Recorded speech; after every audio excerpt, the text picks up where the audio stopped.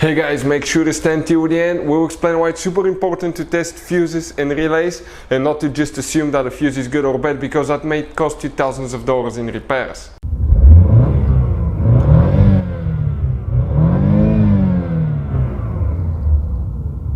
Hey guys, welcome back to Electrical Car Repair Live. Thank you guys for watching and subscribing to the channel. Today will be super helpful video to any of you having a Ford Mustang, that generation right here. We're talking about year 2015 to year 2023. If you have the 2.3 turbo engine, you're trying to find a wastegate actuator fuse, where it's located, where to buy cheap fuses and relays from, that way don't waste your money, and why it's important to test fuses and relays. All that will be covered absolutely free for your convenience. Make sure to stand till the end.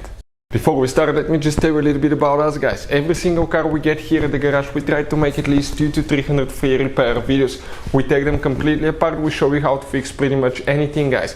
Anything from engines, transmissions, bodywork. Why we do all that? Because our mission in the shop is to save you as much money as we can. All we need, guys, in return, please subscribe to the channel, like the video. That way we can keep providing this absolutely free information. And if you guys need to buy any replacement fuses, relays, because some of those could be really expensive at the parts store, any parts, any tools for your car, check out the link in the description of the video below. That's where we get our tool supplies from, and you can save a ton of money. So let's start on it now. So what we have here specifically, guys, this is a 2018 Mustang. We're going to demonstrate on a GT, but even if you have the 2.3 EcoBoost engine, it will be the same, because they share the same fuse box. So what you need to do, open that fuse box cover here, pull it up. Right here, guys, on the inside, good news is we have the fuse numbers printed, and that layout corresponds to what we have here.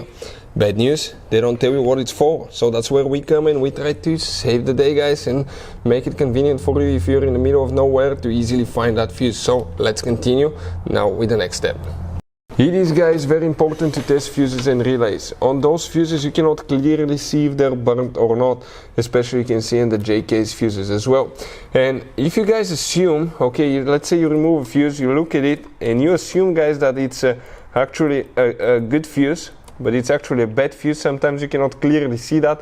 What can easily happen, guys, at that point, you can put the bad fuse in and you start replacing parts and tools that you don't need to, so you lose your time, you lose your money to fix a problem that doesn't exist, when all we had to do is test the fuse and replace it. We'll put a link to a special video that will teach you how to test fuses, how to check relays very easily as well, guys. So check it out, it will be in the description of the video below.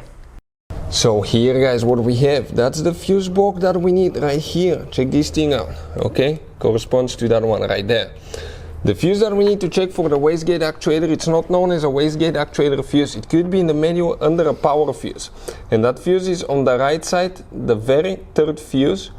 Okay, we're talking right here. If you come in that layout, 1, 2, 3. That fuse right here is the one that you need to check. Hopefully the video will be helpful. If you have any questions, let us know. Thank you for watching and see you next time.